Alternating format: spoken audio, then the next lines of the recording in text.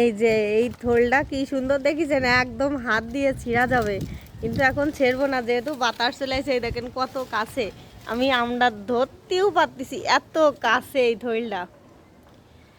আমার ছেলেরা মনে হয় এই থোলটা এখনো দেখতে পাইনি, দেখতে পালি তো থাকার কথা ছিল না।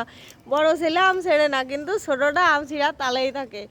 এই যে এই পাশে আছে দেখাচ্ছি, এই যে এই জায়গায় না জানেন না বেশ আম ছিল, এসে আম কয়টা ছিঁড়ে নিয়ে গেছে, পুড়িয়ে গেছে, এরকম অবস্থা। আর আমের ডাল কোন পর্যন্ত আইছে দেখেছেন, ওইছে ওই পাশে কার্নিশ। আর আম গাছ কিন্তু এই যে এই পর্যন্ত চলে আইছে। আর যে কি ভালো লাগতেছে যে হলো, মানে আমার খুশি লাগতেছে যে এই জন্যই যে আমার ছেলেরা ছাদে এসে টুকটুক করে আম ছেড়বে, খাবে, সেই আশাটা তো পূরণ হচ্ছে এইটা আর কি।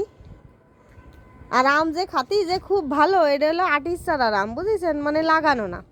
তা খুব বেশি কিন্তু মিষ্টি না, হ্যাঁ টক আর আঁশ আছে। আর ওই পাশে এই যে এই পাশের যে গাছটা, এই গাছের আমগুলো অনেক বড় হয়, প্রায় সাইজ ধরেন প্রায় হাফ কেজি, প্রায় হাফ কেজির বেশি এরকম ওজন হয় এর একটা আম। কিন্তু খাতি হলো কীরকম, ভিতর হলো আঁশ, পাকলি পরে একটু মিষ্টি, তাছাড়া মানে তেমন একটা ভালো না। আর যেহেতু আটির আম তো ভালো হোক আর মন্দ হোক, মানে যে আমটা এরকম মানে আমরা ছিঁড়ে খাতেই পারবো, এটাই তো মজা। তা বেশিরভাগ কাঁচা পাইরে খাওয়া হয়, পাকলি পরে সামান্য একটু অর্ধেক খাওয়া যায় আর কি। এই যে আর বাতাস ছাড়িছে, এই যে ঝড় ছাড়িছে, এখন এই আম কটা থাকলি হয়, দেখেন কি অবস্থা, বৃষ্টির কোটও পড়ে গেছে, এ আম পড়ে যাবে না মনে হচ্ছে আজকে আবার, এই ঝড় শুরু হয়ে যাচ্ছে।